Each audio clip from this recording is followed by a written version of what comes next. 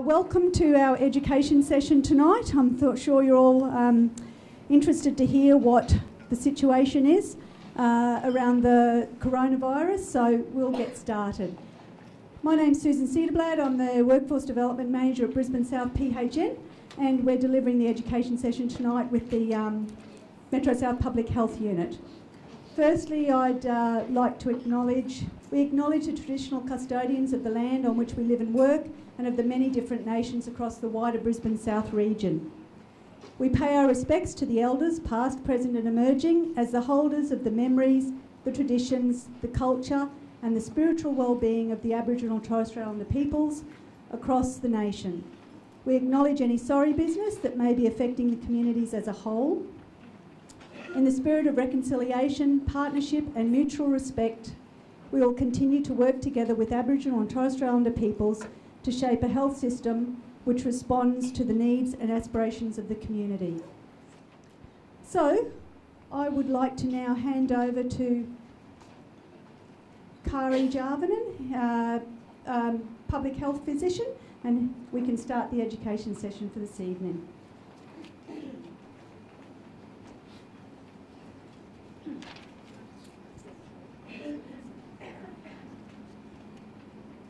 Thanks very much, Susan. Good evening, everyone. Good to see you all here.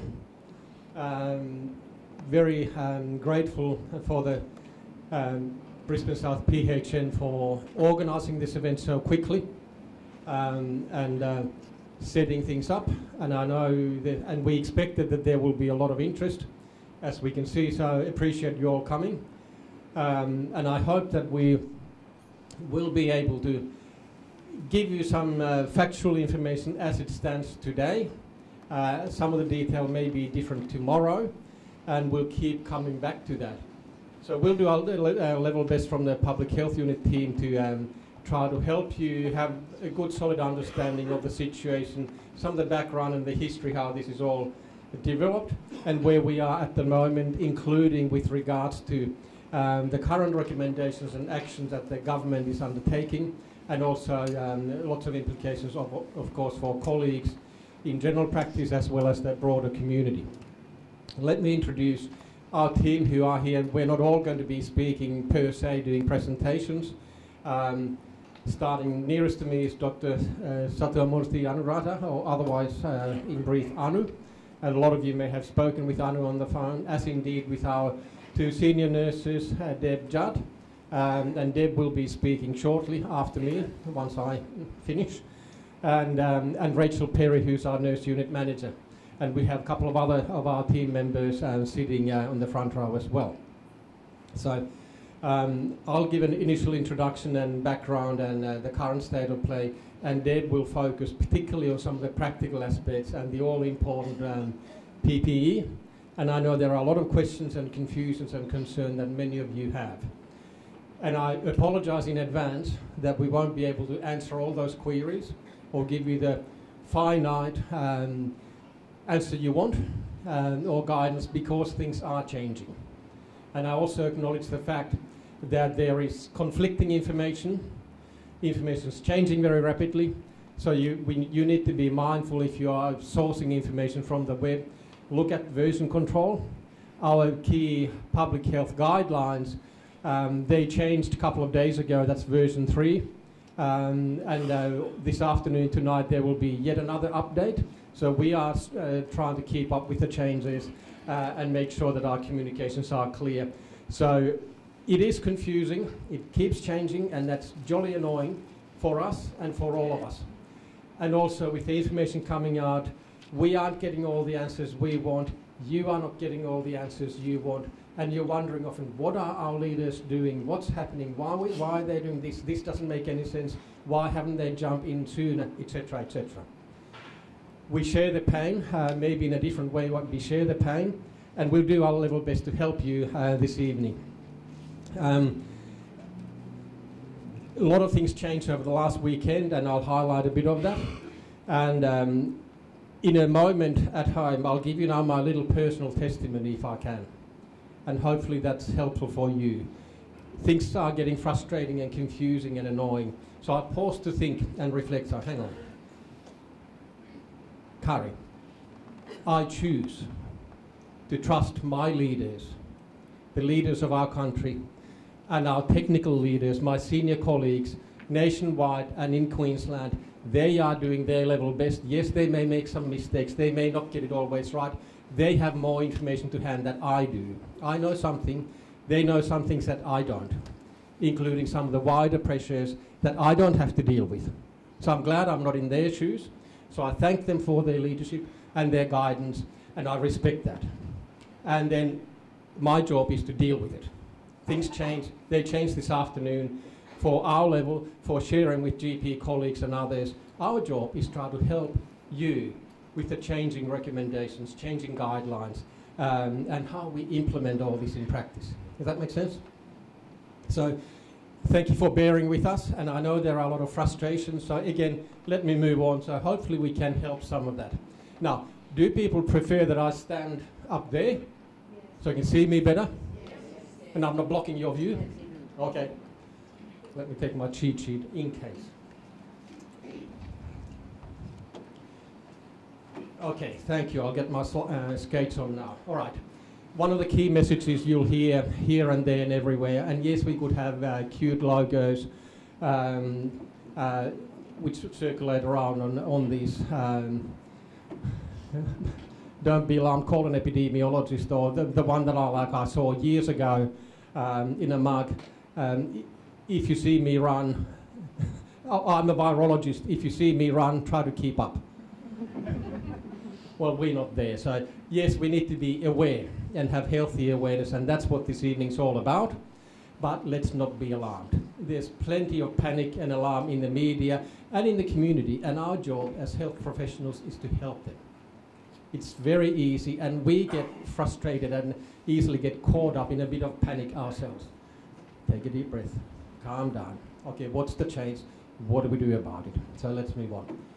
Coronavirus, a little bit of background. And apologies, a lot of this information I'm sure you will know because the media is inundated with everything to do with corona. Noting for starters that the word corona actually comes from Latin, meaning crown. So the virus, and I should have pointed out in the last slide, and you may not be able to see that there are electron micrographs, blow-ups of the virus, not the current novel coronavirus, but it's structurally very similar to the older coronaviruses. So they do have these protein spikes on the surface, which the virus uses for attaching to respiratory epithelium and invading and so forth. So it gives an appearance of a crown-like structure, and that's where someone then years ago called them coronaviruses. There's a whole group of coronaviruses, many of them which infect animals only, different species. Some infect humans. And some of them are very common. And you would know one of the commonest causes of the common cold are more innocuous forms of coronavirus. Then we've had the nasties, like the Middle East respiratory syndrome, which is still going on mainly in the Saudi Arabian Peninsula, and it's transmitted through camels. And then early 2000s, we had the severe acute respiratory syndrome coronavirus, which originated from China as well and caused quite severe disease. And then it burned itself out, so there is no SARS going around at the moment. So, of course, the fear people have now, hang on, now we have yet another new novel meaning new type of coronavirus. So it's actually quite amazing how rapidly the information has come out from China, where the original cases were, and the cluster, and the majority of the cases even to date. And they've been very forthright in releasing information about the pneumonia cluster, and we'll come back to that in a tick. But then also the genetic structure of the virus. And virologists have studied it and found out that yes, this is indeed truly a new type of coronavirus that we have never seen before. Already through whole genome sequencing, and it's amazing, in the last 2 months, this has all happened. Can you believe it? In the last 2 months, we've already learned from whole genome sequencing and gene analyses that the structure of the novel coronavirus that we're dealing with is very, very similar to bat coronaviruses. And it is also similar to the SARS coronavirus, but different. So it's not SARS. but virologically, it is in this broader group of SARS-like coronaviruses. Now, point about bats. What we have learned, it looks like the SARS coronavirus and Middle Eastern respiratory syndrome coronavirus, and increasing evidence for the 2019 novel coronavirus, what this one is called at the moment, waiting for a better name. They all seem to have originated from bats. Bats are interesting creatures, important for the ecology. Their immune system is very unique, and let's not digress too far. They seem to tolerate these viruses, but then they can pass on to other animals, and what's relevant to humans is various other mammals, be it civet cats or camels. We don't know which mammal the novel coronavirus that we're dealing with actually went through. We do know that the early cluster was centered around the city of Wuhan in central China, and particularly most people had visited the live animal seafood market in Wuhan. And then we also know that there's not only seafood, and when the early information came out, I thought something doesn't make sense. Surely you cannot get this respiratory virus from looking at a dead fish staring at you. Don't think it works that way. They also do have various other animals, including live animals, that are being sold at the market. So the theory is, we don't know yet, that from bats, also sold at the market, it must have gone to some of the other animals who then, and the virus mutated further, such that it's able to infect humans. Early indication was that it's not easily transmissible, human to human, and very limited evidence of transmission from human to human. As time has gone on, has the virus changed? I don't know. Or do we just have more cases? It is now clear that it can be transmitted from person to person, and that's why we need to take the precautions. All right, I'm not going to read through all these, you'll be pleased to know, just as an illustration of a bit of a timeline summary of what has happened rapidly. The release of information, the reporting by the Chinese authorities to the World Health Organization on the last day of 2019 that, hey, we've got this cluster of unknown pneumonia caused by something, and then off it rolled. Australian government, including the Queensland government, have quite rapidly undertaken proportionate and appropriate measures to control and contain the virus and preventing it from entering here and or being transmitted in our country. And let me not go into further details. Highlighting the kind of the second last point there, right at the end of January, the World Health Organization declared the 2019 novel coronavirus a public health emergency of international significance. And that has a whole lot of implications for trade, economy, etc., etc. And on it goes. All right. A lot of information coming out rapidly. This is already outdated, even though I downloaded it last night from various sources, and we will have, and we'll keep iterating, and you'll have on the slides, and you know them already, key websites for reputable information. So this is from the World Health Organization. The numbers are already outdated. Doesn't matter, it keeps changing. This is again from the previous World Health Organization situation report showing the initial origin of the virus in China. Wuhan is somewhere around here, then spread around to most other provinces of China, and then internationally. So cases in other countries, the list keeps growing as we go on. You may not be able to see this, but there's a web link in the slides, and if you can, it's an impossible web link to copy down. The Johns Hopkins University, they've taken it upon themselves to produce and keep updating this dashboard summary, and that's how it was late last night, well, early this morning really, and Anu pointed out to me before we came here that, hey, your numbers are already outdated. Now the total count, and these reports, don't forget, they always run behind a bit. The numbers now are over 25,000 people confirmed with the coronavirus infection worldwide, and the deaths are approaching 500. Okay, and that's the curves. The flat yellow line at the bottom, which seems to be just running on zero because of the scale, that's the number of cases internationally. the curve going up and seems to be flattening, whether that's wishful thinking, a little bit going up here. That's the number of cases, cumulative number of cases over time in China. So of course the Chinese authorities have undertaken lots of measures to try to contain the spread, including unheard of or unprecedented lockdown of Wuhan city and a number of other cities. So they're doing a lot of work. Again, these numbers are out of date. The last I heard this afternoon before we left, the Australian case count stands at 13. It changed last night. Queensland has had now 3 cases as of yesterday on the Gold Coast, all linked to the same Chinese travel group visiting here. Very quick public health measures and interventions have been put in place by colleagues, and my understanding is from our meetings today, incident management meetings and updates, that because of the public health measures put in place for the previous 2 cases, this youngest child, it doesn't create any further public health concern. And so that's good. That's our job. We try to do that and to stop the spread of the virus. All right, the information keeps on changing, and you get sick of me saying that.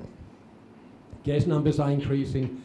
There are lots of unknowns still, like epidemiologically. Some information is coming and it'll be updated and changed as we get more and more studies and information.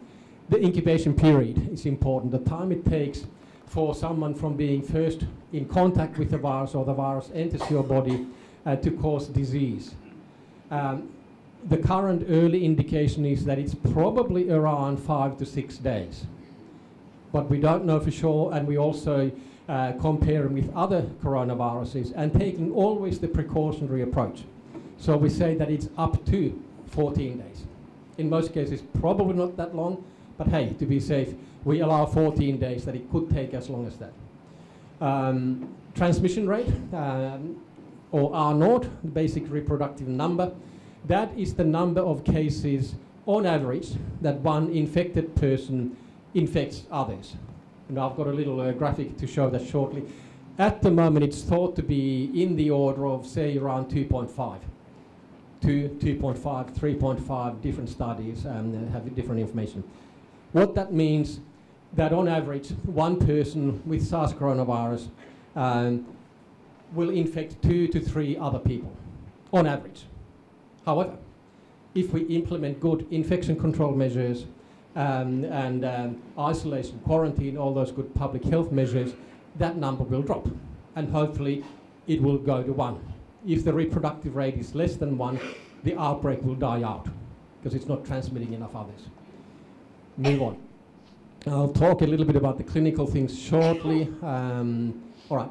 You may not be able to see this, doesn't matter. In fact, this is from one of the news outlets. They produce lots of graphics and nifty diagrams based on reputable sources of data, but so I'm not vouching for it, but it's a good illustration in principle.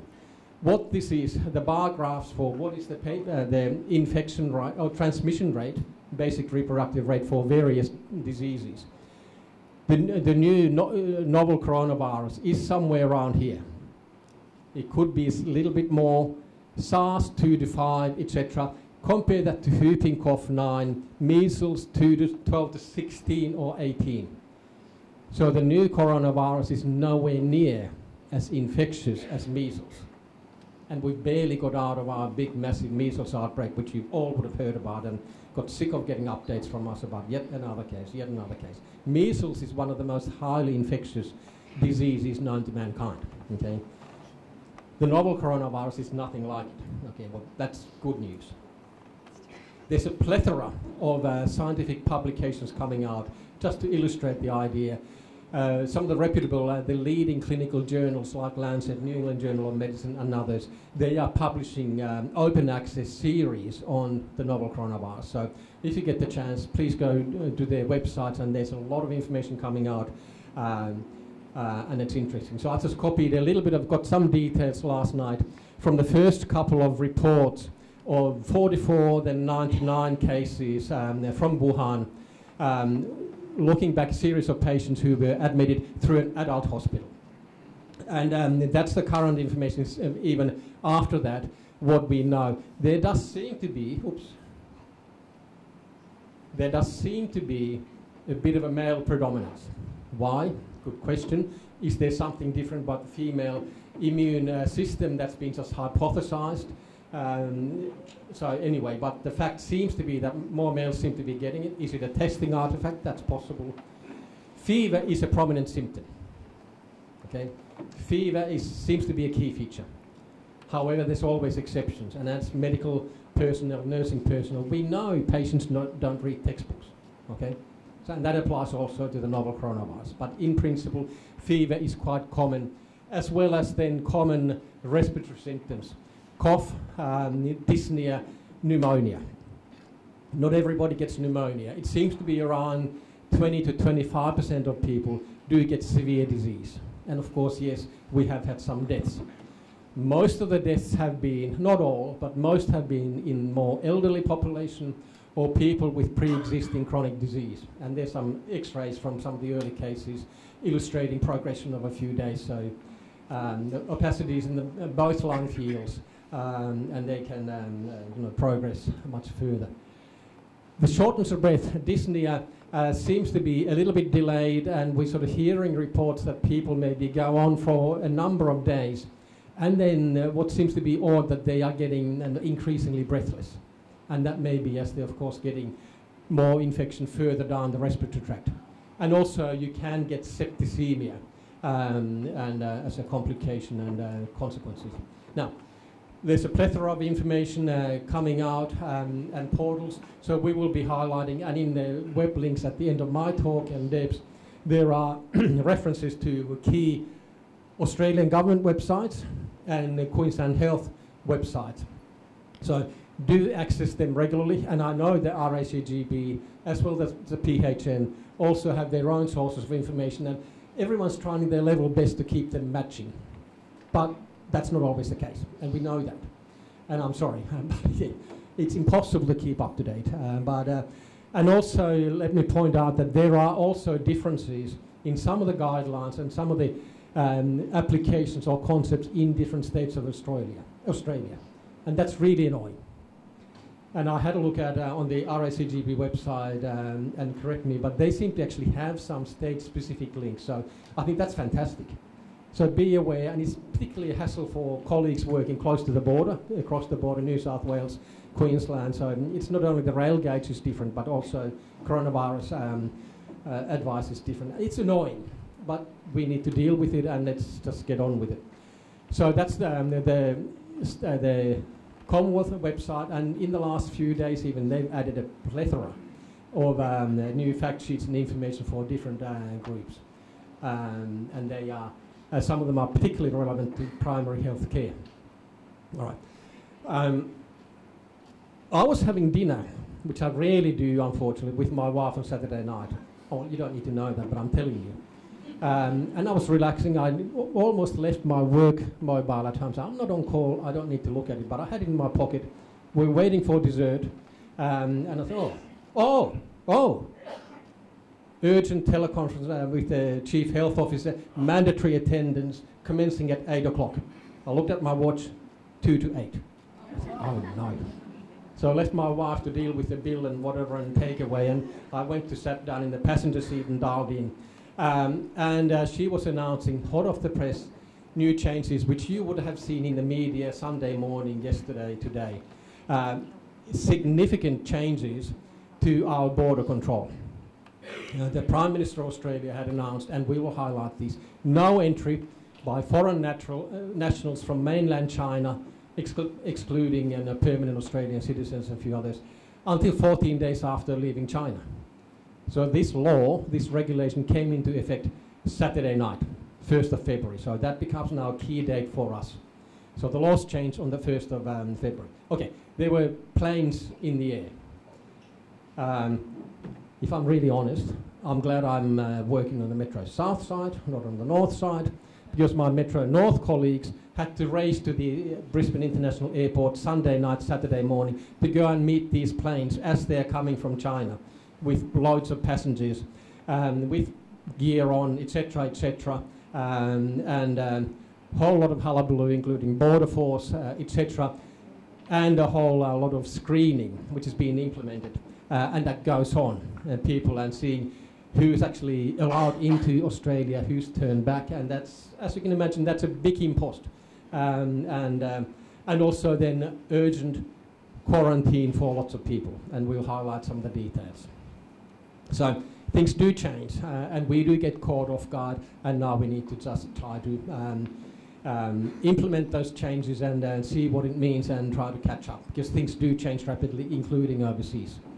So this is the summary of the isolation requirements. In fact, they're quarantine requirements, and I'll come back to the terminology. I've got wrong terms on some of these slides, and I'll come back to that. So bear with me. But that's also copying the terminology that was in our official fact sheets and communiques at the time. So whatever it is, let's not get hung on it now. Certain groups of people need to be self-isolated, more correctly, self-quarantined at home for 14 days after the last plausible contact with someone or an area where there's lots of transmission of coronavirus. Meaning in practice 1, 2, 3, 4, and there's more nuances to it. And this is where things get confusing, and you will be confused on the front line, and here's this, but do they meet this or do that? And then the various institutions don't apply the rules exactly as they're meant to, so that creates more confusion. More on that later. So, any person who's been, and we'll define exactly who is a contact, a close contact, and who isn't, that's coming shortly. Any close contact of a confirmed case of novel coronavirus, they need to be excluded, whether it's in Australia or who cares where. They need to be isolated, kept away from circulation, in other words, for 14 days from their last contact. And the magic 14 days comes from what we take as the maximum incubation period, as I mentioned earlier. Number 2, and this gets really confusing, but this is to do with when certain regulations were put in by the government, so there's a legal reason why we can take action or need to take action from a certain date, but not before. That seems very arbitrary, but there is a logic to it, because the situation, the epidemiology of coronavirus infection in China, in Taiwan, in who knows where, is changing. So what the situation, put it another way. The risk of someone catching coronavirus in China today is different to what it was 2 weeks ago. So there is a logic in it. So, number 2, anyone who left the Hubei province, of which Wuhan is the capital, and I do apologize for any Chinese colleagues that I don't pronounce Chinese properly. I'm Finnish, so that's why I got a funny accent, but it's not Chinese. So my apologies. Anyone who left the Hubei province of China from the on or after the 22nd of January, that's when the rules changed for Hubei province. Thirdly, anyone who left or transited through mainland China on or after the 1st of February, i.e. Saturday night. Fourthly, and this is a funny one that sort of throws the spanner a bit, all attendees in childcare, school or TAFE, but it doesn't include universities, by the way, who left China or Hong Kong on or after 22nd of January of this year. So this includes transit through Hong Kong airport. So school children or kinder kids or TAFE students or their teachers who left China or transited through Hong Kong airport on or after 22nd of January, they need to be excluded. And here we are talking about people who are completely well, asymptomatic. So people will argue, and I understand that. And the Chief Health Officer has written this line and stated it very clearly, just as an overarching explanation, what does self-isolation or self-quarantine mean? It means you stay at home and don't get visitors. And that's a big impost to put on people. Okay, so we get that. But these are tough times. Again, the Commonwealth website, this happens to be the front page where we launch onto the public health guidelines, which are available for everyone to see. I've spoken about the top one, maximum incubation period. The question will be, well, when are people with novel coronavirus infectious? We used to say, it seems, and it seems to be also for other coronaviruses, people are thought to be infectious from when they first show symptoms. Now, there's some more recent information that has come up internationally which has made experts nervous. So the rules have changed in Australia in the last couple of days. Our expert colleagues have been convinced enough, and again, we are taking a precautionary approach, that it looks like the virus can be infectious already up to 24 hours before any symptoms, which is not fun. And we know that measles is like that, it's infectious before it shows symptoms, so that changes the ball game. My best understanding is that it doesn't seem to be very common for coronavirus to be infectious before symptoms, but we have to take the precautions. Now, last night I wrote up to 24 hours after symptoms have been resolved. That's been regarded as how long people with the coronavirus infection, this is cases, how long they are infectious for, until 24 hours after clearance of symptoms. This afternoon, the rules are being modified and we are expecting them to be loaded up tonight, tomorrow, so there will be more nuances to that. So again, it's one of those things. It's similar to this, but there are more details, which I don't need to bother you about. And we are waiting for the official word, exactly what it is. It will help us, and in particular, it'll help my colleague on the Gold Coast, because they have had people in quarantine. Or, in fact, now the right word is because people who've had actually tested positive, they have been in isolation. So when can they come out after they recover? So these details are being worked out very timely, and leave that bother with us, because we will need to advise from public health, yes or no, when you can come out. I suppose I should put my skates on. Some of these definitions, boring, but in fact they are practically very, very relevant. Who is a case, or who is a suspected case who could have the coronavirus, which then has practical implications. It follows, well, who should we test for? Because you don't test everyone who's coughing or sneezing. And we have had queries from people, and I'm not mocking it, because there's a lot of panic out there. People even call, okay, I've eaten Chinese food. Should I be tested for coronavirus? No. So who should be tested? Who is a possible case or suspect case? So there's two things. There's the right epidemiology together with right symptoms, and this has also changed, but this is how it is. In fact, the wording's already being tweaked a little bit, but the essence is the same. If within 14 days before showing symptoms, the person has travelled to, including transiting through mainland China, or has had close contact with a confirmed case by testing, then they have the plausible epidemiological link that they could have caught the virus, so to speak, from someone. But also then, if they have shown acute respiratory symptoms, it used to be fever and da-di-da, now it is if they are showing, and again we are being very cautious here, fever or shortness of breath or sore throat, or did I say cough? Shortness of breath, cough, sore throat, or fever. That's what it is. And all right, let me go back while I think of one point.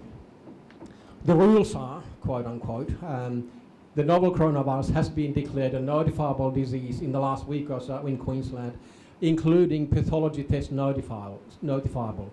You don't need to worry about the legal things there, but the fact is, you do need to worry about it. So, according to the law, and I'm not here to throw the whip, if you are requesting a test for novel coronavirus, you should be contacting public health, calling us.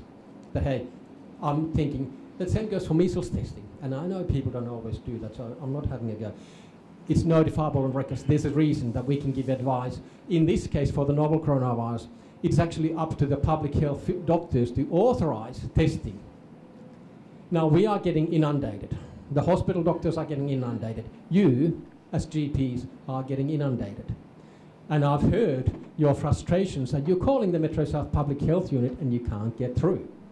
You think you may have a case, you've got good reason to suspect that, okay, this person, and now you've got a bit more of the detail of the information, so hopefully it's a bit clearer. I think this person meets the criteria. I reckon they should be tested. I need to get authorization from public health. That's kind of the right way to do it. Then you call the Metro South Public Health Unit on 31564,000 and you're on hold. Then your call is picked up by one of our busy administration officers who are manning the switch. And by the way, recently when this blew up in the last 2 weeks, we've always had only the one switchboard. We've got two, yoo-hoo. And we're looking at getting a third one, if I can get money for it. So we can expedite the calls. But then our clinical team, unfortunately, they cannot take your call there and then. In the good old days, if you said, I have a patient waiting, you were put straight through. And I was there years ago when we did that. But I'm sorry, it's impossible. So, we've discussed this in our unit even this morning, and this is our message, and my team will reinforce and explain it further. And this is not in the books, but hey, let's be practical here. You are trying to do the right thing. You are calling public health unit, I want to get this person tested. And whether it's that you're writing the request, perhaps, or you're taking the sample, and we'll come to the nuances on that. Either way, you want to get authorization. Great, thank you very much. You can't get through. Our switch will say, everyone's busy now, etc., etc. Someone will get back to you as soon as possible. And it could be 2 hours. And again, I do apologize for that. But we are doing our level best. So, let's be practical. I am happy that if you think that you have a person who meets the definition and should be tested, just go ahead and do it. And call public health. And fine, leave the message, and someone will get back to you maybe later on that afternoon, could be tomorrow. And then we will have a chat with you. And it may not be me, it may not be Anu, it may be one of our expert nurses who actually know some of the nuance better than I do, to be honest. So don't mind, have a good chat with them, and we will assess, and they will confirm the information with our doctors as need be, or our good registrar sitting here on the front seat. She's running off her feet and knows the ins and outs off the top of her head. Well, okay, hang on, no, this doesn't meet the criteria. So we will cancel that test. And so we will let the lab know who actually does the testing, and we can cancel it. No harm done, basically. So don't keep waiting. I know it's very frustrating. So we are hoping that this is a bit of a practical solution way forward. Just get on with it. We'll check it. And look, we will have a low threshold and already have a fairly low threshold. If this seems reasonable, we'll say, yeah, we'll tell the lab, yes, go ahead. We're aware of these people. Have samples coming, let us know when you got the result. Does that make sense? And if you've got queries, do post them up on the site. I've covered that. Now, close contact. And these are standard sort of epidemiological terms. I like the wording that's in being circulated for various fact sheets and things, that for you to catch the novel coronavirus, you need to be have close face-to-face contact with a case for more than 15 minutes. So face-to-face contact, which means within a meter, for more than 15 minutes. Or you need to be sharing the same enclosed space, such as a room, and I'll illustrate some of the details shortly, for more than 2 hours. So if I was infectious with the coronavirus, that wasn't me, could have been, and if I keep you here more than 2 hours, then you would be close contact, okay? So I better move on.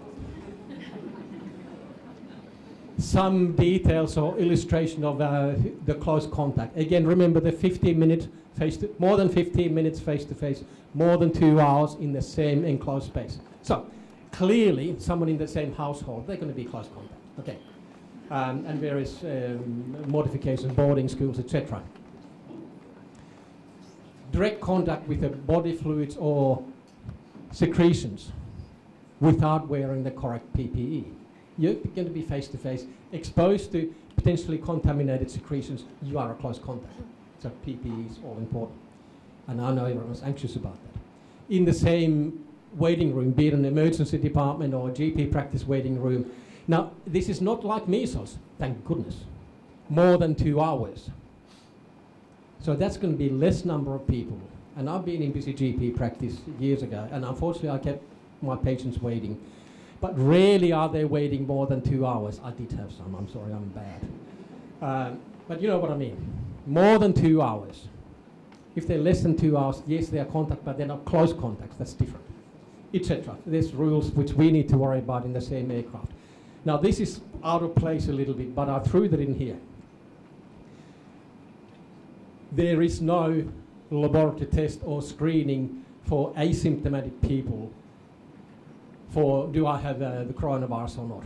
And unfortunately, I do realize that you are probably getting requests from various institutions, say, and they're demanding that their residents or staffs or students or whoever, you must get a medical clearance and a test to prove that you haven't got the coronavirus. That's nonsense. And I don't know what the solution is. Through our higher up, because, by the by, in Queensland, whole of Australia, but in Queensland, this is all managed very much like a statewide incident. So we talk about check, and we have daily teleconferences with this thing called check. It's a State Health Emergency Coordination Centre. And that brings together not just Queensland health people, but also various other departments and liaison officers. And so it's a whole incident disaster framework that's kicked in. So through that top-level framework, information is pushed across to these various sectors. Hey, this is the right information. No, that you don't need testing, but hey, things will still be there. So it creates havoc for you. There is no test for asymptomatic people, so that's the fact. It is based on the epidemiological criteria, or have they been in returned from after the 22nd or after the 1st, so etc. Casual contact, as opposed to close contact, is the converse.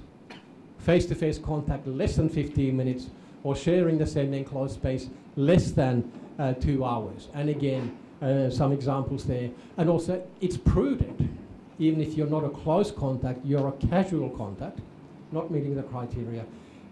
Keep an eye on symptoms, and if you get sick, remove yourself from circulation and see a GP or get tested. So, okay, that's the idea. Then there's isolation restrictions, and this is now repeating some of the same. Close contacts, they will be, as I've said before, isolated, in fact, quarantined asymptomatic people at home for 14 days. Don't go running around. Put a mask on if you need to go and see a doctor or whatever. And they should be, from going forward, actually followed up, particularly the people coming in from international airports, followed up by public health or other Queensland health agencies through daily telephone calls. So we're still scrambling to set all that up, because that's going to be huge. And there are systems in place that's starting to happen. Keep an eye on symptoms. If you become symptomatic and you have a casual contact, okay, you need to go and see your GP. That's what we're telling people, and get advice about testing. These terms get confusing, and I've been using them interchangeably. In fact, they're not. The correct terminology, quarantine, is putting someone out of circulation, tucked away, who is asymptomatic, who does not have the disease, but could be incubating. So these healthy, well people that are being screened at the airport, and the government's actually changing the terminology because in a rush, they used the wrong term. Okay, deal with it.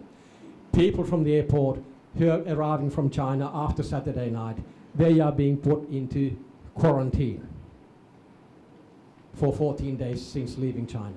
Isolation is for sick people who are infectious, and hence why you've got isolation wards, etc. Quarantine for well people, isolation for sick people, symptomatic people. Restriction is another term that is on these various documents. So this refers to the movement restriction. Stay at home, don't go there, don't do that, etc. And we've covered all that. Let me run through and give Deb a turn. Healthcare workers who are close contacts as per the definitions above. If a healthcare worker, including you, are exposed and not protected with the appropriate PPE, you are a close contact, which then means that you are not allowed to work in a healthcare setting for 14 days after that contact. Contact again being then a confirmed case. So if the patient you're seeing tests positive for coronavirus, you didn't have PPE on, you are a healthcare worker contact, out of work and in quarantine. for 14 days. So that's a big thing. And that next point says the same thing. Again, highlighting various fact sheets, and you would have received, including through the RACGP, including through the PHN, and from various government agencies, various posters, both in English, in Mandarin Chinese, and simplified Chinese, etc. And I do hope that everyone does have some relevant signage up front about coronavirus. If you've been there, tell straight away. What we want people to do, if they think that they may have been exposed to coronavirus, they're getting symptoms, they need to go and see a GP or a hospital emergency department. Like we did with measles, let someone know before you barge in. That's what we're trying to tell people.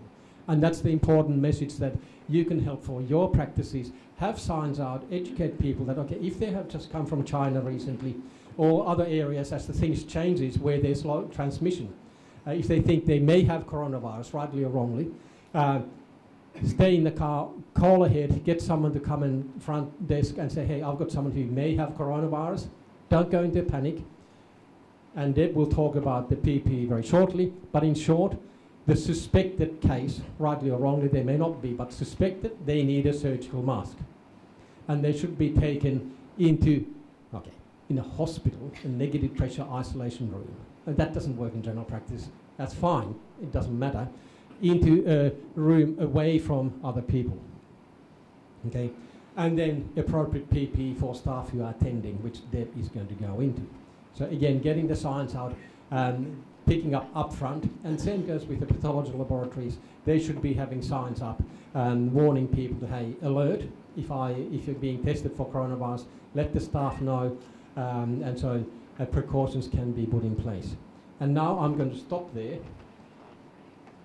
You can look at those websites later and hand over to Deb Judd. Thank you.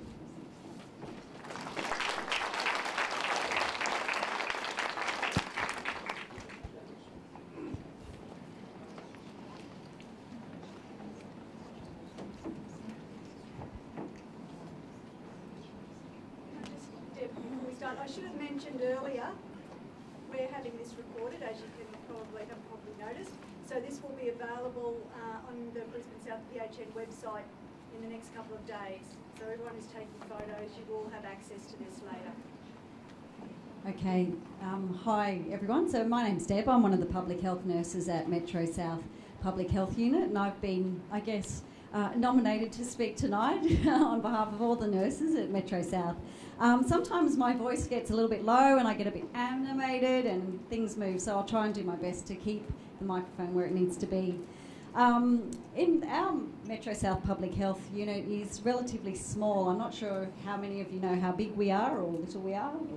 There's about 8 public health nurses working in the team. We've got 1.5 public health physicians. We've got the director, Kari, and also a registrar as well. So there's not many of us there covering the whole of Metro South region. So last week, on an average day, we were fielding about 200 calls coming in from GPs, from the community settings, schools, and those sorts of things. So when we don't get back to you really quickly, as Kari said, that's why.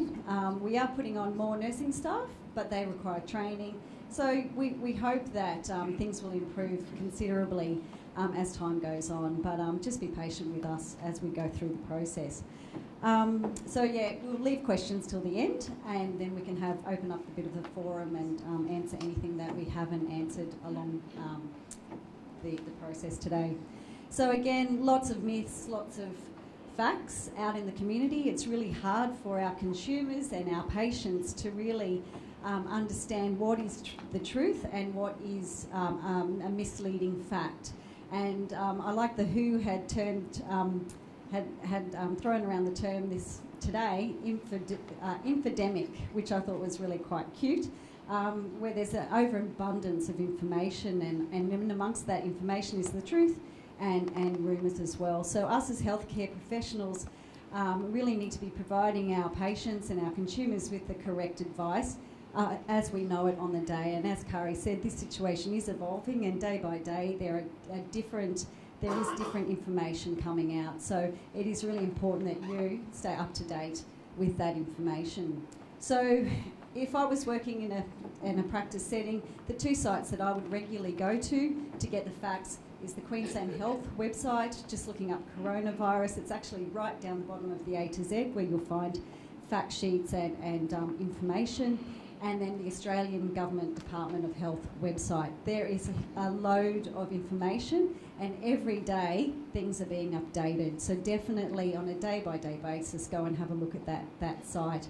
There's a section for health practitioners, section for consumers, education, aged care facilities as well, travel industry. So please look at that. There's fact sheets on there for suspected cases.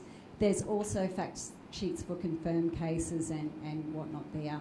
So a lot of you would be seeing suspected cases in your surgery, so it's really important you provide them with information. Again, the Johns Hopkins maps, we're sort of a bit nerdy in at the Public Health Unit. We like little facts and figures and pictures of red dots on things, so definitely join in and have a look at that on a daily basis, and it'll tell you where the cases are, as Kari's explained. The World Health Organization has some excellent resources as well. They've got a beautiful little video, it's about 4 minutes long, that they've popped up there that I had a look at this morning. So if you want a very simplified information on coronavirus, then have a look at that little video they've got there. They have a lot of technical advice, so infection control guidelines and clinical guidelines, those sorts of things. So reading what's on the Australian website first, and then you can supplement your reading with the World Health Organization as well. Lots of myth busters, so there's some funny myths about garlic protect me from coronavirus. They're all debunked or answered on the World Health Organization site, so definitely worthwhile having a look at that. For consumers, and if you've got further questions too, you can go to the Coronavirus Health Information Line, and there's a Health Direct hotline that's been set up as well by the government for, I guess, patients that are worried about coronavirus, but we've also got 13 Health here in Queensland too, so they're useful numbers. So tonight, I'll just quickly run through the triaging of patients, infection control. Now, we're public health nurses, we're not infection control practitioners, but so our information is coming from the Australian guidelines, and we're trying to put that in a simplified form. Now, if we don't answer all your questions or you want further information about infection control, I really do encourage you to talk to your infection control practitioners that you link in with your surgeries. We'll talk quickly about testing, exclusion, which is just reinforcing some of what Kari's already said, and when to call public health. So the triaging of patients. Now, you're all pretty much accredited practices, I imagine, out there, so you will have a system of triaging your patients by telephone before they come in, when they're making appointments, and also when they turn up in your surgery.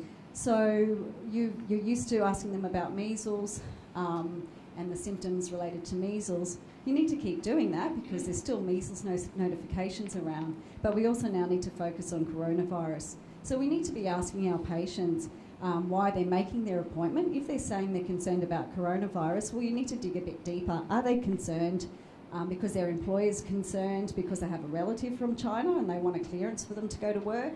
Or are they concerned because they've recently returned from China and they have respiratory symptoms? So it's important to ask, if they've got respiratory symptoms, have you recently been to China in the 14 days prior to your illness onset?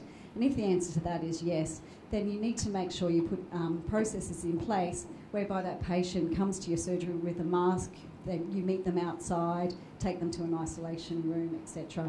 So really have that plan in place. And I don't think this is going to go away anytime soon. So it's really important to get that down pat as soon as you can. So at the moment, it is mainland China, and symptoms being fever or cough or difficulty breathing or, etc., etc.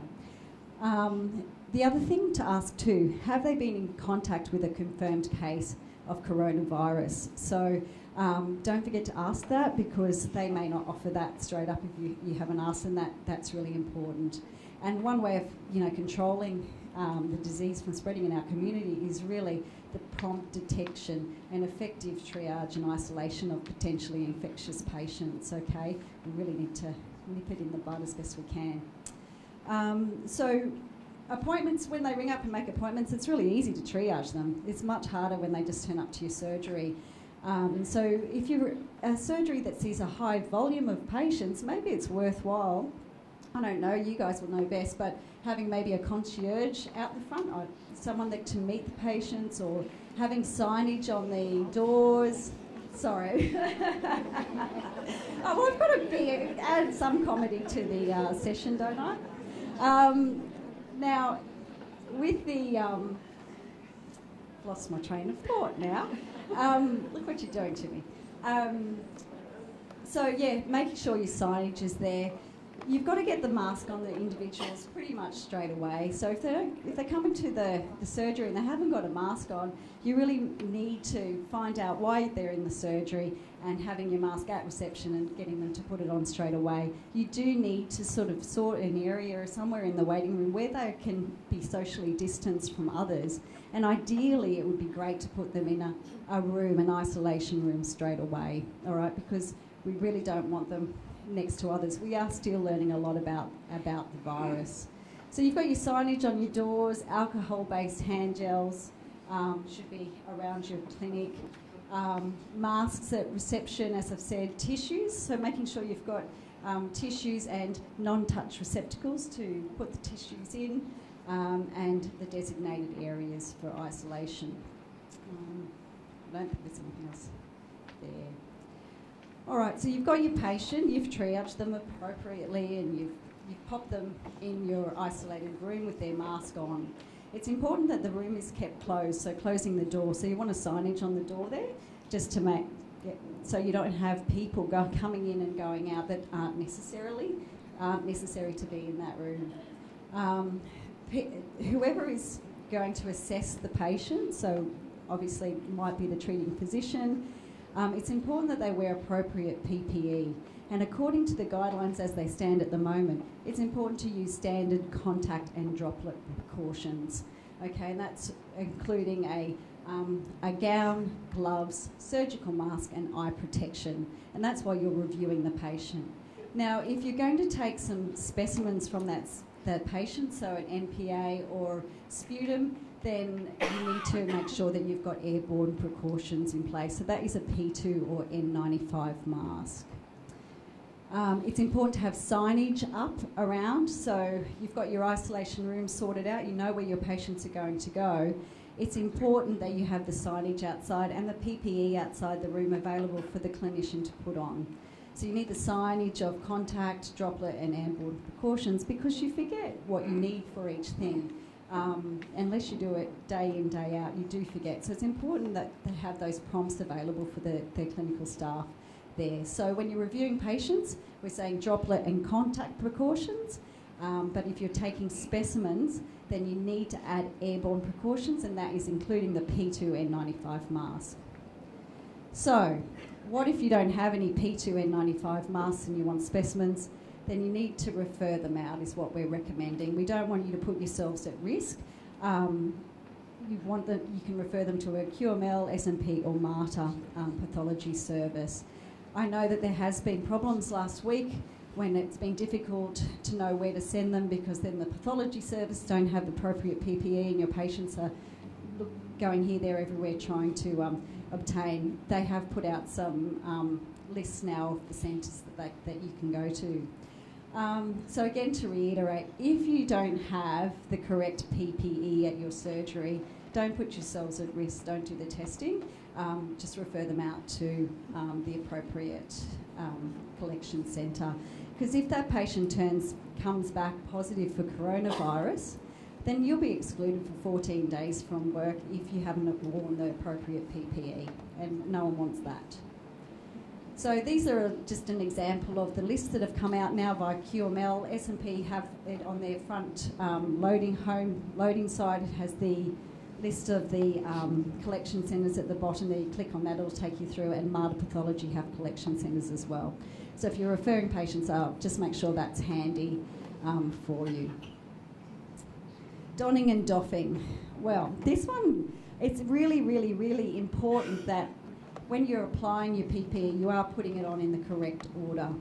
And that is definitely something that you need to have a sign up out, you know, where when you're going to put it on. Because who can remember, unless you do it all the time, whether I put my mask on first or my eyewear, I'm really not sure. So definitely have the signage up so that your clinician can actually review it before they apply it.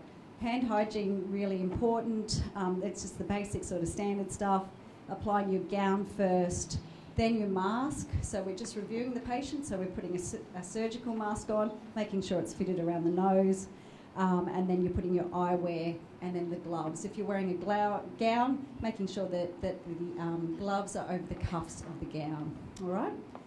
When you're coming out, as you leave the room, that's where you need to have your doffing area with a clinical waste bin, and then following the guide there. So taking the gloves off first, washing your hands. Next, you're taking off your eyewear, your gown, and very lastly, your surgical mask, and washing your hands again. All right? So those really need to be up where your clinicians can see them. Now, putting on and fit checking a P2N95 mask, there's no point having a mask on of this sort of type if you're not going to check that you've got a good seal around the side, because there is potential then for the aerosols and droplets to be inhaled. So again, this is another sign that does really need to go up around your surgery. So to fit check your mask, you make sure you fitted it, you've popped it on and it's around your nose, it feels quite firm. Then you need to inhale, and you'll see that the duckbill will come in slightly, and then you need to exhale slowly. And it should fill the mask, and you should not feel any air escaping around the sides. If you feel that there's air escaping around the sides, then it's not a good fit. You have to start again. All right? So replace it. Really important to do each time. Now, if you just go onto the internet, if you're still not sure, there are lots of little videos and things like that. You just need to Google them, and they'll have demonstrations on how to do all of that. All right, so let's just have a quick conversation about masks. I think we know when to use them in clinical settings, but I just want to touch on the point that our community and Department of Health don't recommend masks be worn in public by healthy individuals, okay? Once the surgical mask is moist, then it's really not effective anymore, and it really doesn't take very long for that to occur. So you're sort of putting yourself a little bit more at risk by wearing it, because you're touching it, and next minute you're touching your eyes and your face. So we are not recommending that the general public wear masks if they're healthy. People that are unwell and we're suspecting coronavirus, yes, we do want them to wear a surgical mask while they go home, okay? And when they go out to public, if they needed to go and get some testing done, or to hospital. We've got our patient in the room, we're assessing them, still in there. We want to know whether, we've got the PPE to take the specimens, but how do I know that they would fit the criteria? So it's going back to our case definition. So what we need is an epidemiological criteria. So that means that they've travelled to mainland China in the 14 days before illness onset, or they've been a close contact with someone with confirmed or suspected coronavirus. Plus, they've either got a fever, or they've got a cough, or they've got shortness of breath or a sore throat. So if they've got any of those sorts of things, if the two categories meet up and you've got one out of those categories, then you can go ahead and test. But please, as Kari said, don't wait for us to call you back. Just let us know that you're testing. We'll call you back and we'll go through that assessment with you. And if it turns out that your patient doesn't need the test, or you're not sure when the patient is in the room, just say, well, I'll get back to you if we're going to cancel the test, or I'll get back to you with results. But bear in mind that patient then needs to be sent home, directly home, using private transport preferably, with a couple of surgical masks, and they're to isolate at home until their results are through. Okay, so that's really important. And if they've been to mainland China in the last 14 days, they may need to be under home isolation or home quarantine anyway. So there are a few little factors there. Definitely have to be at home. telling them not to cook or prepare food for others. If they can stay in a separate room from their other family members using a separate toilet, that's all good as well. No visitors to the home, anything like that until the results are known. I know it seems a bit like overkill, but we really want to nip this in the bud, and we don't know everything yet about the virus. So just again, what do I take? What do you need? Well, you need to take 2 nasopharyngeal swabs, so one for the PCR, for novel coronavirus PCR, and one for respiratory panel, because it's most likely that they've got another respiratory illness. We are asking also for some sputum specimens, because we may be able to identify more if it's coming up from lower in the lungs. So again, MCNS and PCR for coronavirus. And we're also requesting a blood sample. There's no testing yet for blood, but that's something we can run later if they test positive and a test becomes available down the track. For kiddies, we're not recommending that for the little kiddies though. All right. If you're unsure at the time, give us a call. And we'll try and help you out. But I'm pretty sure now that on the pathology websites they have what's outlined there anyway for testing. If you've got someone that's really sick, that's going to be hospitalised, or you're sending to hospital, please ring ahead. If you're sending them via QAS, let QAS know that you're suspecting coronavirus, letting them know that they have been recently in China or a close contact, and also letting the hospital know. Please flag with our reception staff, the admin team, that you've got a patient who's really unwell and you're sending them to hospital and you think they've got coronavirus, and we'll get back to you as soon as we can, because we'll help facilitate things along the way, depending what else is going on. There's generally a lot, but we'll do our best. But just flag that someone is really unwell. Exclusion advice, I think we've talked about this enough, and if it's not clear, we can go through it a little bit more. This information is coming directly from the series of national guidelines, which is on the Department of Health website, and that Kari has pointed to. It's on our A to Z. So please have a look at that. It's for everyone to look at. And it's also in the GP information, I believe, on the Department of Health website as well. And that's where the testing actually is as well. It's like a 3-page document. So have a look at that. Cleaning the room. So there hasn't been much advice that's been very clear about what to do with the room once the patient has gone. So and I'm sure that in the next few days and weeks we'll have much clearer guidelines around this. But this has been taken from Public Health England, the guidelines, which is consistent with WHO, which I believe is consistent with something that will be coming out from the Queensland Health shortly. So we're making sure that the door of the room is closed. If you've got windows in that room, open them so there's a bit of airflow out, using disposable cloths, paper rolls, etc. And what we want to do is clean all the hard surfaces with a neutral detergent followed by a bleach, okay? And if you're using any equipment there that is shared equipment, wiping it down with a alcohol, ethanol, 70% ethanol alcohol. It's best to have a room with not much in it. And I know that's really hard in general practice, but what you definitely don't want to put them into one of the rooms where you've got, you know, lots of medical journals and bookcases full of books and all of those sorts of things. So please use one that's got the least amount of items in it, because they will all potentially become contaminated and need to be thrown away. So when you are cleaning, you're using PPE. So again, that's that neutral detergent followed by a bleach-based or sodium hypochlorite, or you can purchase 2-in-1 products. So it's just clean properly with the 2-in-1 product. Just have a talk to your medical suppliers about those. How long we get questions about how long do I leave the room empty after there is a patient that's been in. We're just recommending that certainly if you are doing any sort of aerosol generating procedures, which we're loosely defining now as just taking specimens for this particular situation, then we would definitely recommend cleaning before the next person goes in. So again, having the least amount of the items in the room as possible. But if you've got patients that aren't coughing and spluttering and are pretty much, okay, then we'll leave it up to your clinical judgment. We don't know how long the virus is viable for just yet. So cleaning is all I can recommend. If you have some results that come back and your patient has tested positive, don't panic.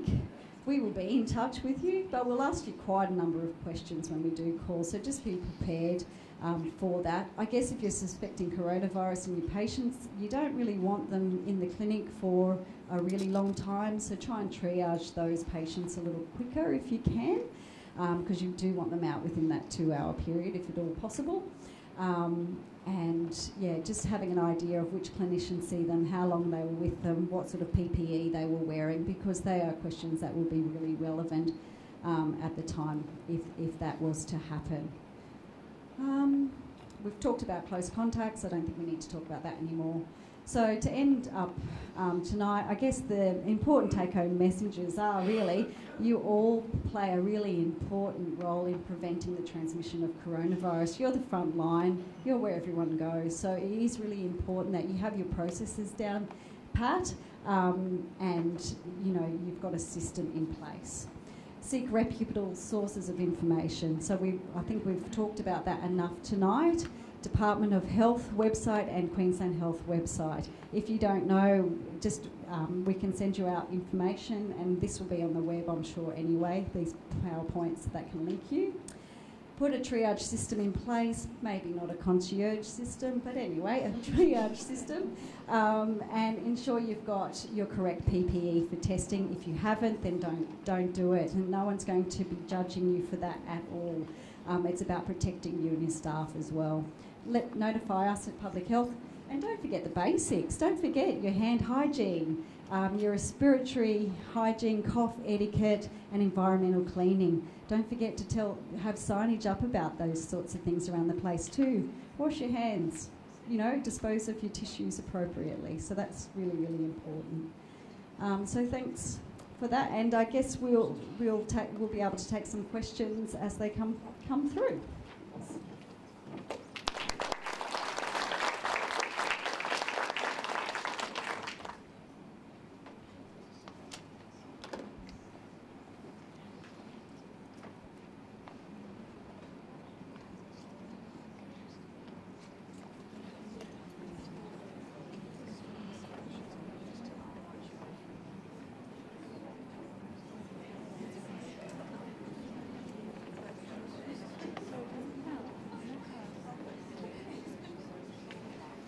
So will we start with some of these questions that have come through on Slido that you've put through, and then we can also take some questions from everybody in the room. Do we want to start at the top?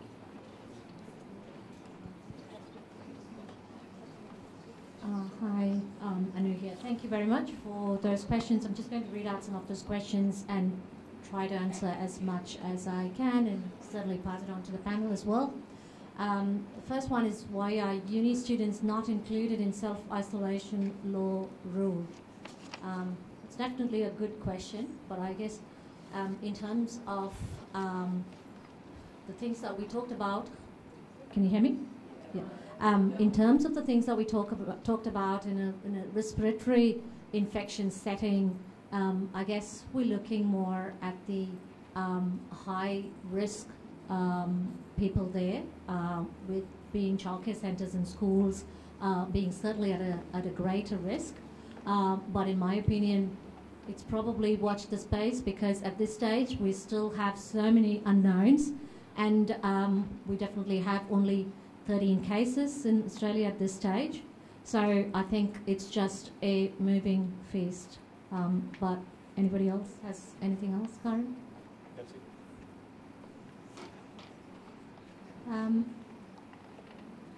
Okay.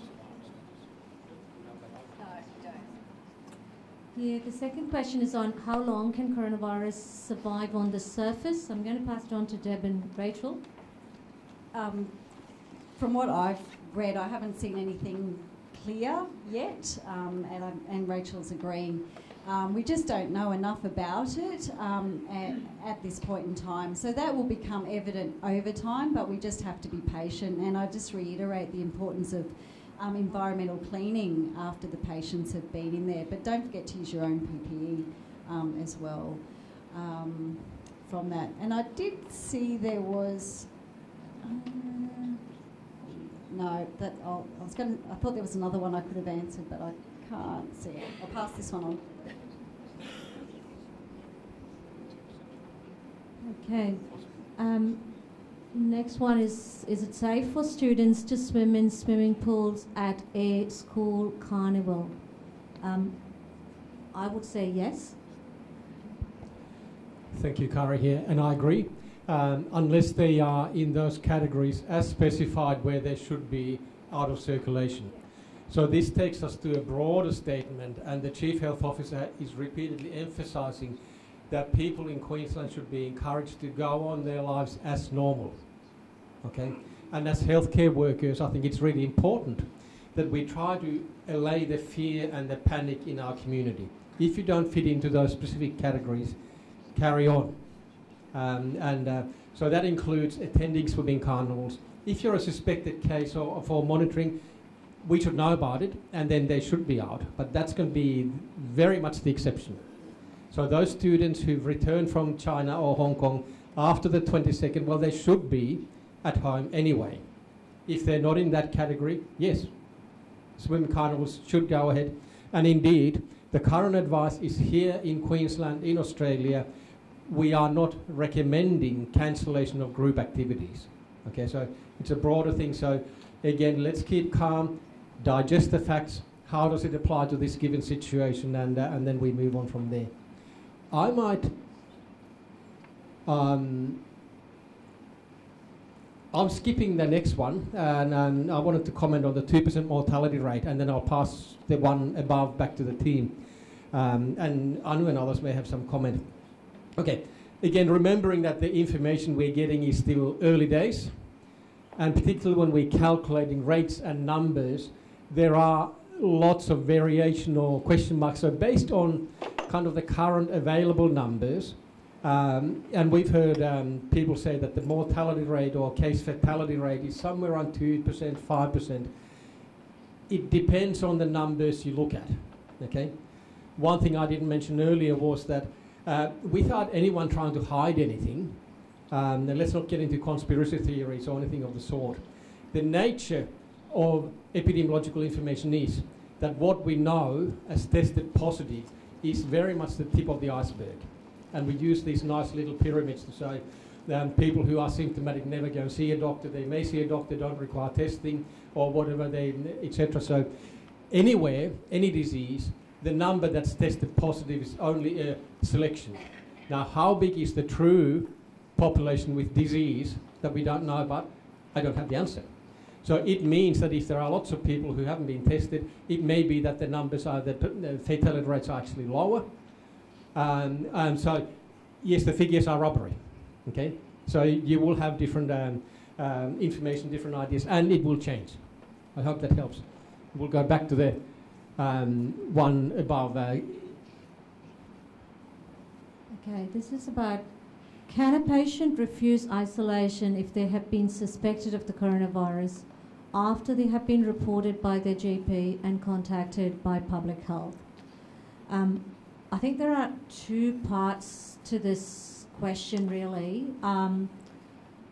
As of Saturday, the 1st of February, it has become a legal requirement for people who have been in China on or after the 1st of February to stay isolated for 14 days from the day they left China. So, in fact, the answer there to that question, it's not about a suspected case, I'll come to that in a minute, but people are required under law to quarantine themselves. And there are steps in place that the Queensland government is taking, and this is for the Australian government as well, but I can talk to Queensland that they will be given an order to stay quarantined for 14 days from the date they left China, and they will be followed up by health authorities every day for 14 days, both to check on their health as well as to check on their quarantining requirements. So that's for people who are well. So certainly, given that the testing is also based on those epidemiological criteria, which is that they have come from a region which is has got cases, yes, I would say it is they are under law required to isolate themselves if they are suspected, and if the other thing also to note here is that you may have somebody who is in quarantine, which is they are asymptomatic, they have returned and they are in quarantine at home. If they get symptomatic and they get tested and they come back negative, that does not clear them. So they have to continue to isolate themselves until the 14-day period is over.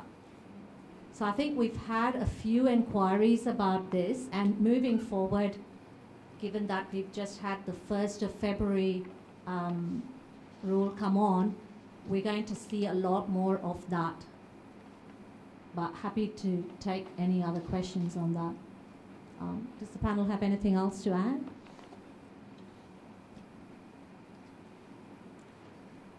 Okay. How effective alcohol gel is in preventing spread of coronavirus? I mean, I'm going to pass it on to my nurses, but I would certainly say alcohol gel is a must, but more importantly, if you can wash your hands, wash your hands. Yeah, I don't think we've got anything to add there. Hand washing with soap and water for a good 20 seconds is going to be optimal in any situation. But when you don't have access to that, then your hand gel will be satisfactory whilst you wait to get to a hand basin to wash effectively. And all your surgeries should have those available.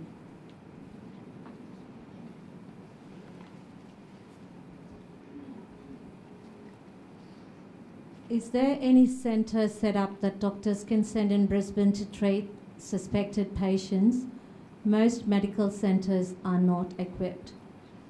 I think this is something that we have been experiencing over the last few days. And can I just have a show of hands if your practice does not have PPE? Is that? And when I say PPE, it's everything: gowns, masks, P2 masks. Not the recommended PPE. Sure. Yeah. Yes. Sorry. Yeah, Michael Rice, practice owner from Mount Desert. I think if we're all in accredited practices, we've all got PPE. The question is, do we have enough PPE to confidently say that we can deal with pain? Let me start again. So I'm a practice owner in Bay Desert. Being an accredited practice, everybody else here is probably accredited as well. We've all got PPE. I think the question is not so much do we have enough PPE to handle the odd case of measles or the odd case of someone just coughing the flu everywhere, but do we have enough PPE to confidently deal with people who've been told to see the GP in this sort of setting? And I think there's a big difference there. And so, well, we've got the RACGP saying in the media, our GPs have got enough PPE to last a month. I mean, in my practice, I've got enough PPE to last for 7 years, and at the current rate of use, it might last 70 years, but that doesn't mean I can handle more than a couple of patients coming through. So, to borrow a term from our First Nations peoples, there should be nothing about us without us, and I really feel that what has happened here from Queensland Health and others is that this message, see your GP immediately, cannot have been run past many frontline GPs to see if that was actually good advice. Now, I noticed the Queensland Health advice did change on Monday, and I think I know what might have triggered that. They're now saying, contact your GP. But I think we've still got problems with that message, because for a lot of people to contact the GP means walking into a walk-in clinic.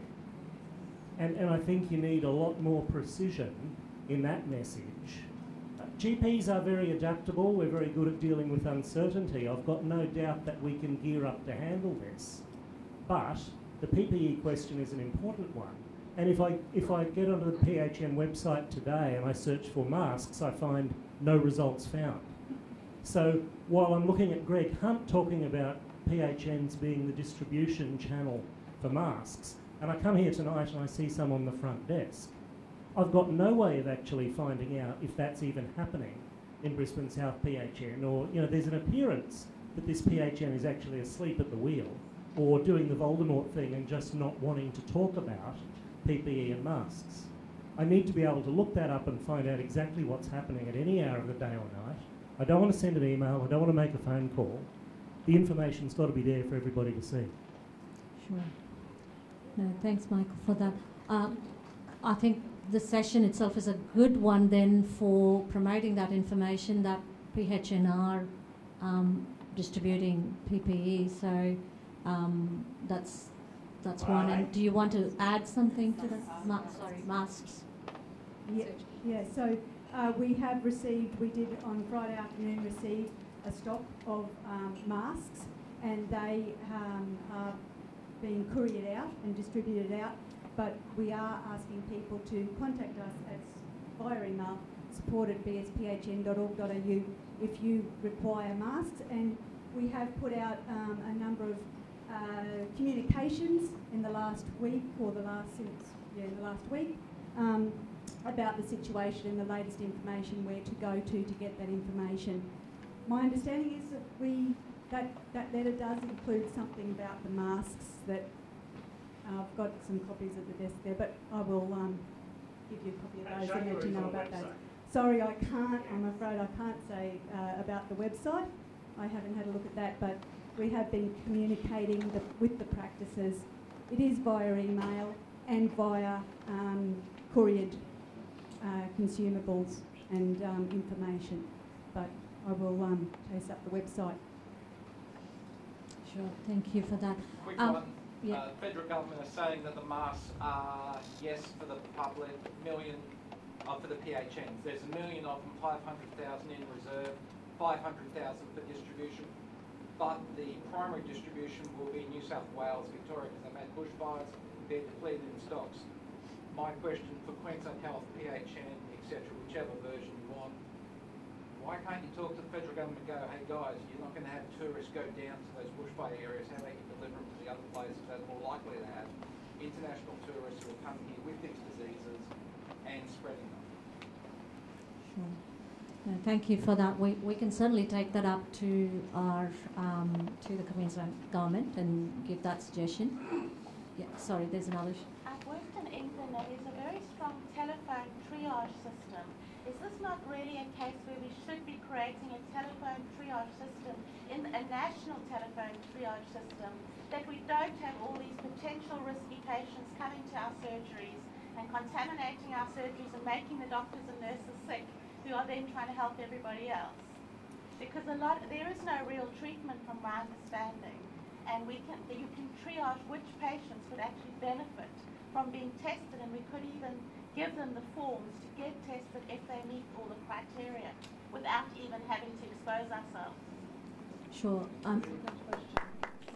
I think that's certainly a valid suggestion, and I can only say that is an emerging thing or an evolving thing, because we did have the 13 Health within the Queensland who have been trained to take on the clinical calls, and there is a national helpline as well, because soon we realized that it is just not the clinical calls, because there is a lot of non-clinical issues that come up in this kind of scenario.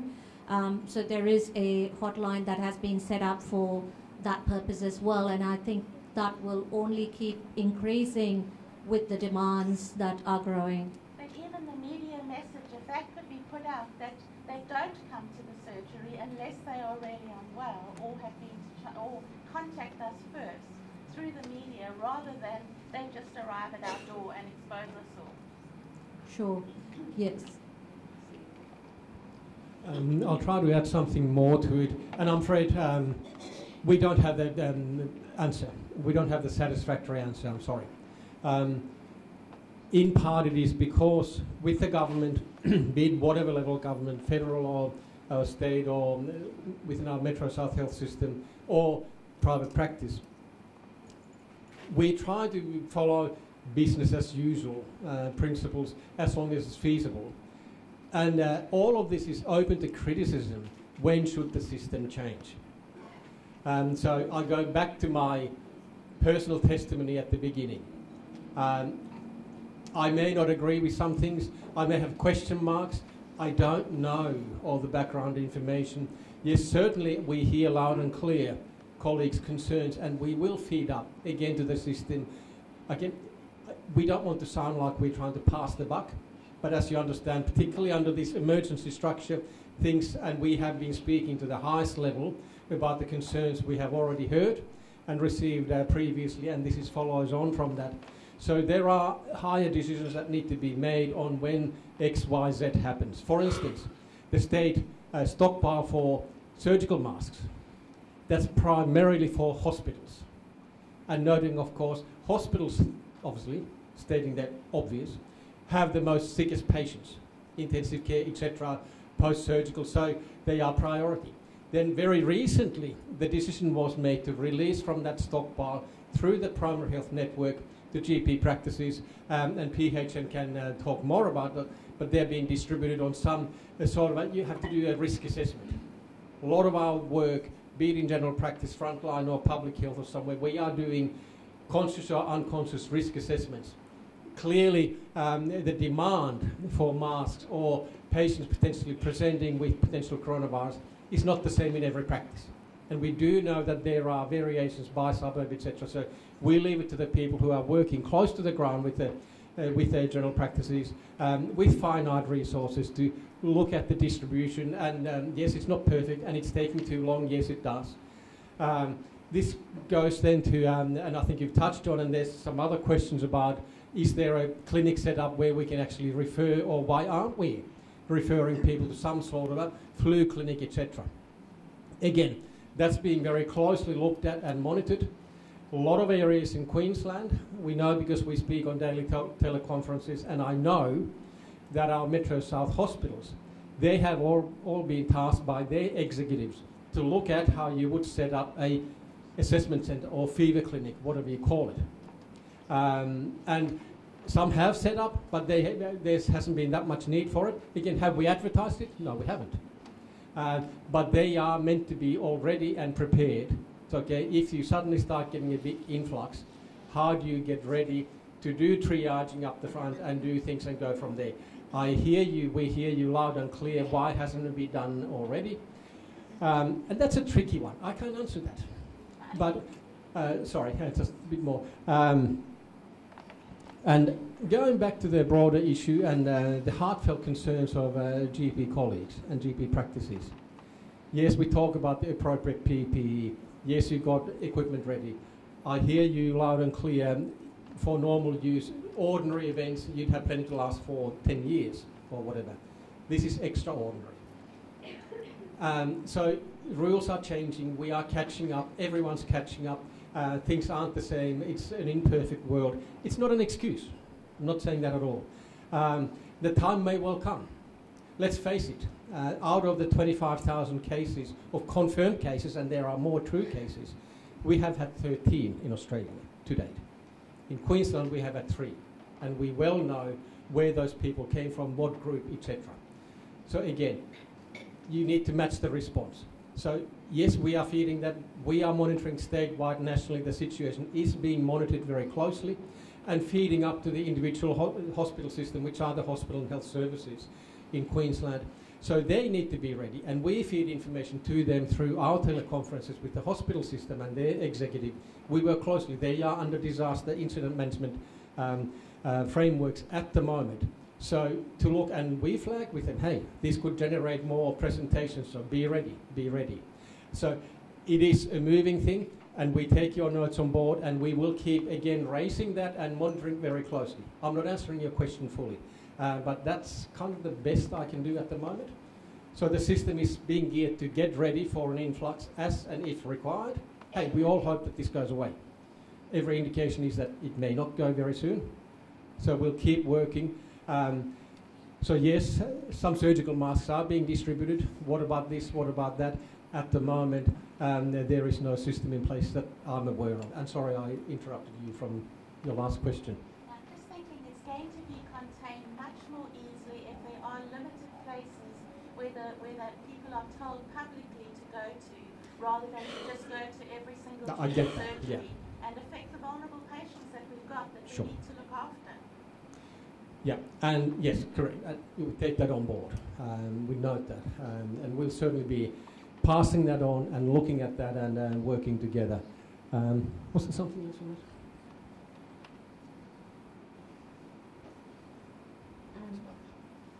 The next one, what happens if you're consulting with a suspected coronavirus case without proper PPE initially? Do you isolate yourself awaiting the patient's results? Now, I'll come to the second part first, which is you do not have to isolate yourself until you get the results. But certainly if you do have concerns that you do not have the proper PPE, then it would be prudent to certainly not do the testing yourself or refer the patient to the public hospital system. I guess to that, I'd like to add that if it's just a normal consultation and the patient then tells you, oh, by the way, I was in China, I got back like 5 days ago, and they're sitting there coughing without a surgical mask on, pop a mask on, go outside, pop your own mask on. Remember the contact time of being a close contact, if that person was to be confirmed, is 15 minutes face to face. So if you find that information out first and you're putting your PPE on directly, we'll assess that as it comes. But I would suggest that if it was within that time frame, you might only make it as a casual contact. So putting your PPE on as soon as possible is really important.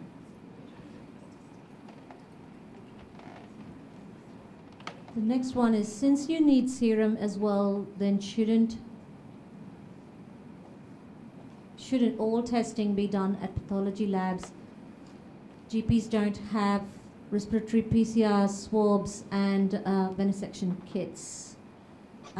Yes, certainly we've had discussions with all the major pathology labs, and we're aware that last week there were some shortages and pushbacks because they could not see patients, but from what we hear now, they are certainly equipped to see patients and take samples, and like we already mentioned in the talk as well, you can certainly refer to the nearest pathology lab for specimen collection.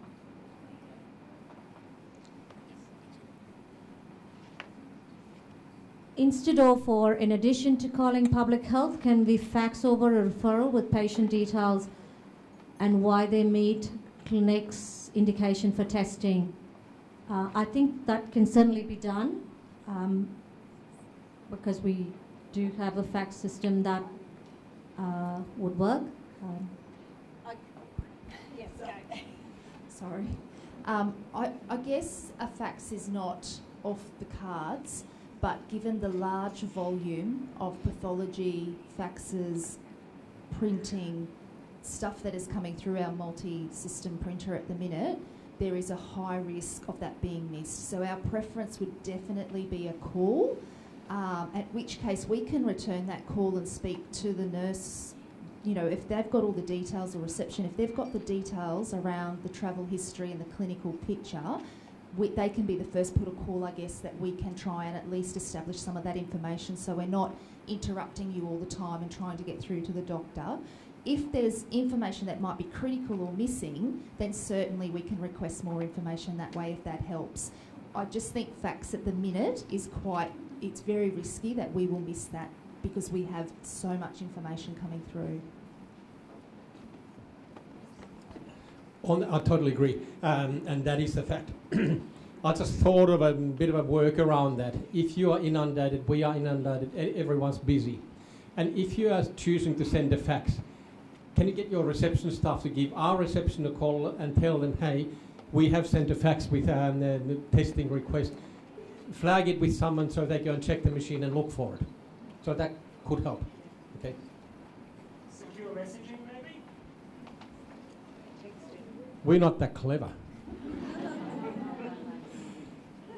I know that the PHN is looking at various sort of modalities and things, so I think obviously that would be the way of the future, but we're not there yet. Sorry. That too will be sitting in a queue to be triaged. Any electronic referral too will be sitting in a line to be triaged. The best is a phone contact. Yeah, we prefer that. And certainly Sam has asked, in addition to calling public health, so we'd certainly appreciate doing both. Okay, next one from Esther. Under duty of care, can we put a sign, do not enter if you have recently travelled or returned from China because we are not equipped? Please call public health. I think we just discussed this. If the doctors cannot get through to public health, poor patients may be waiting a longer time because we do prioritise doctor calls to make sure GP calls we get to them first. So I certainly wouldn't like that last 4 words there, but... Look, fundamentally to me, the first part, and again, I'm not trying to pass the buck, but in all seriousness, I think it's a medico-legal question.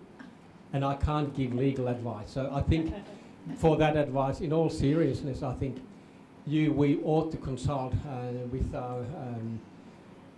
our indemnity organisation and seek advice. Because there could be some legal things, particularly on the duty of care point of view. But I get your point, and we get your point. It would be very tempting, I'm sure. And wouldn't it be lovely if there was a fever clinic, if you got suspected this, go there. We're not there at this stage, and we see how things are going.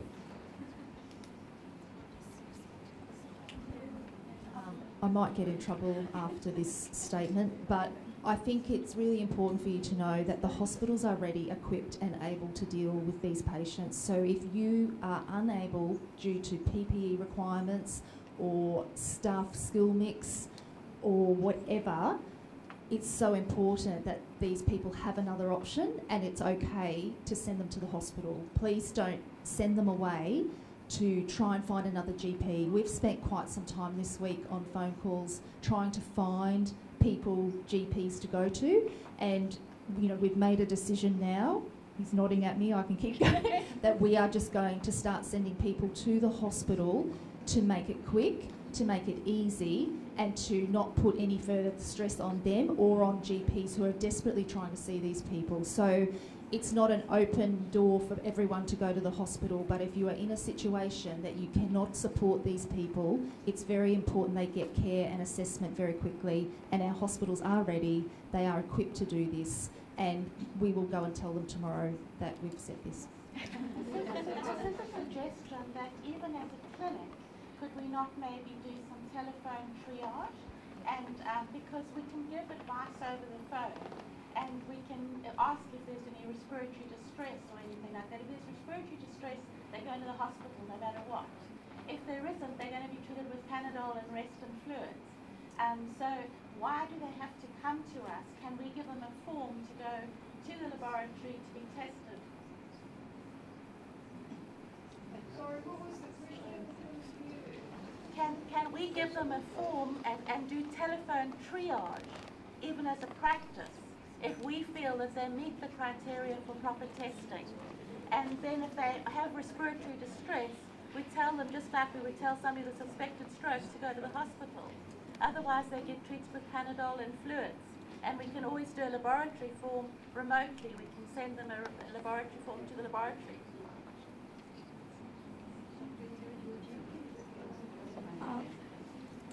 I guess my... okay. So the question is about whether a telephone line can be used to triage patients who are calling with symptoms, and unless they are in respiratory distress, they can be given advice over the phone and a lab test done remotely through a remote form. I mean, my take on it, I'm not sure what other doctors can add to this. There is a duty of care of seeing a person if they are symptomatic before making a decision about doing a test on them, or...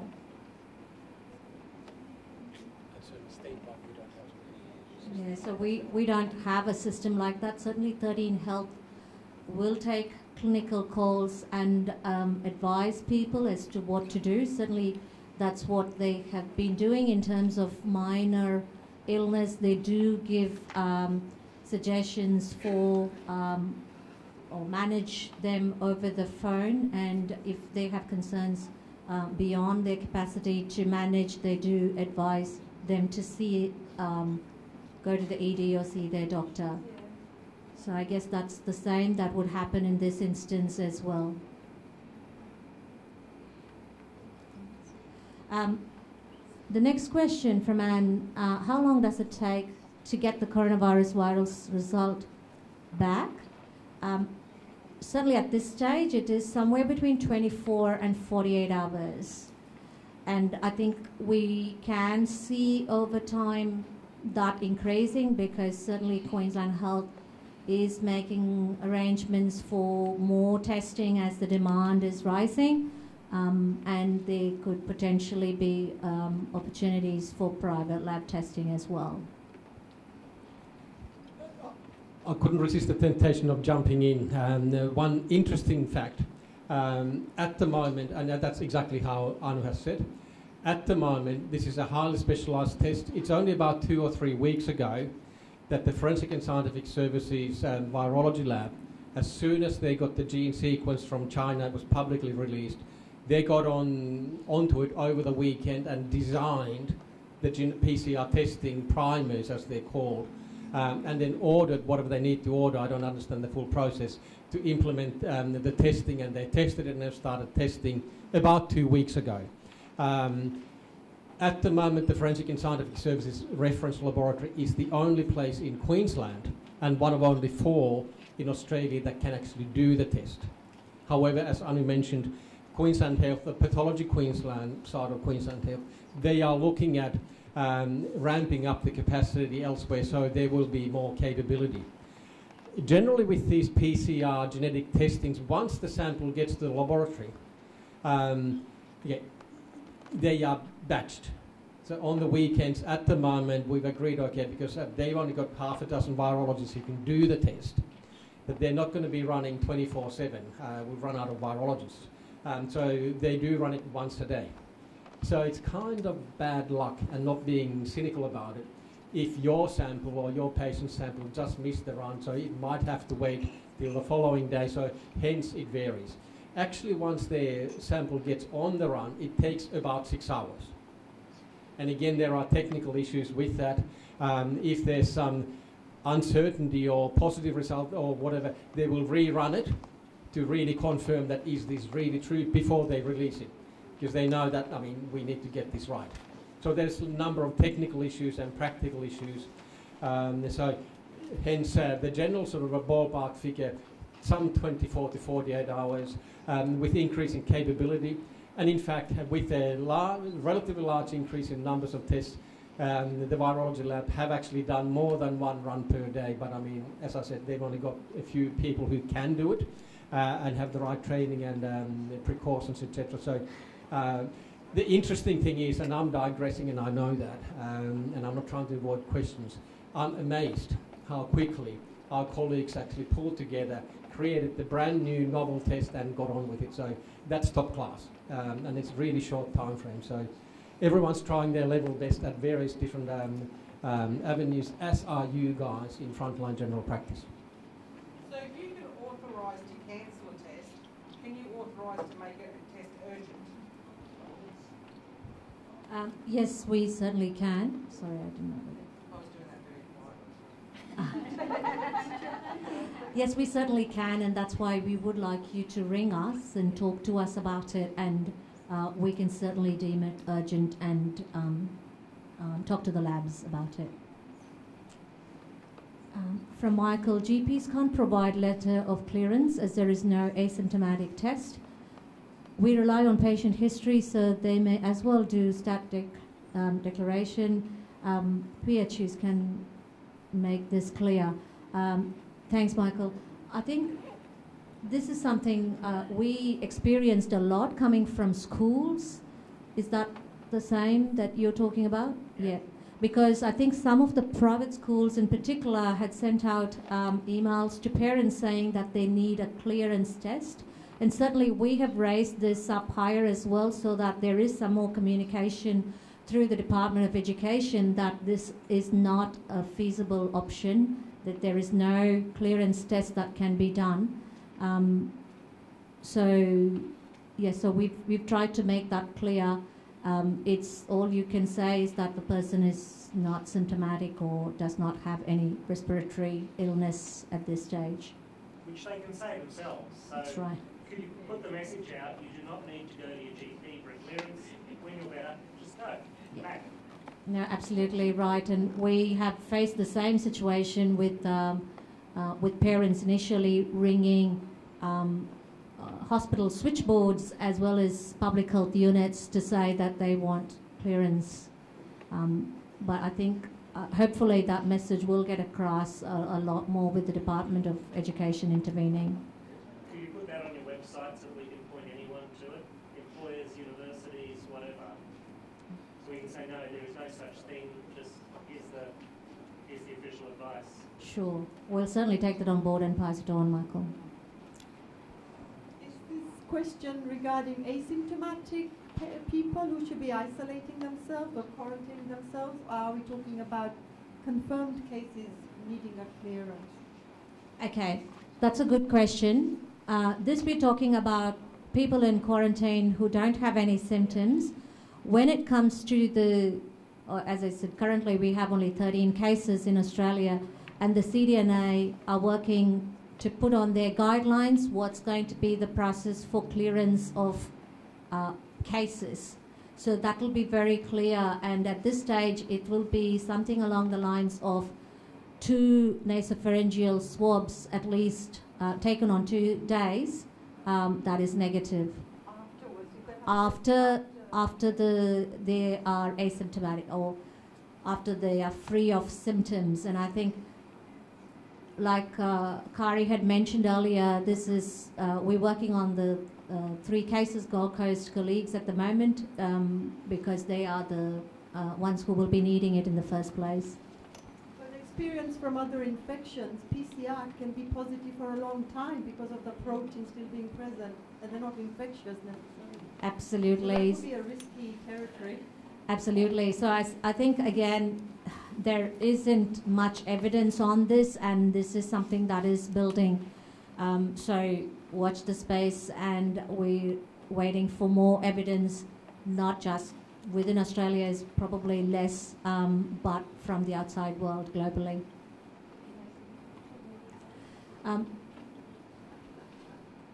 The next question is, what is the latest procedure before sending suspected case to emergency departments or pathology collection centre? Do we call them first and send patient wearing a mask? Certainly the latter is true. You have to definitely make sure the patient is wearing a mask. And I would say it's based on your capacity. If you're able to call beforehand and let them know, that will certainly be a useful tip for them, giving them a heads up. But I guess it's a capacity issue. If moving forward, if you're going to see a lot of cases, suspected cases, then that's not going to be feasible. Certainly if somebody is in quarantine and they have to see a seek medical attention because of symptoms at night or something like that, we recommend that they wear a mask before they go into see a GP or the ED. A normal surgical mask is fine? Yes, that's right. So for all patients, it's a surgical mask. Just to let you know that those that are already in home quarantine or that are being recommended for home quarantine, there are processes in place where they are being followed up daily, and we are asking for their symptoms and if they're unwell, and we will be managing them to go through a hospital process to be assessed if they do become unwell. So we have processes in place to follow these people up. So I'm going to give the next question to the nurses as well. How long should a consult room be considered infectious following testing a patient? We don't know at the moment. We don't know about the virus yet and how long it's going to be viable for. So again, we can't give you that information. All we can say is clean the room after they've been in there until we get further advice. And as soon as we do, we'll put that out and we'll let you know, because it is really important. We need to know, but we just don't at the moment. So.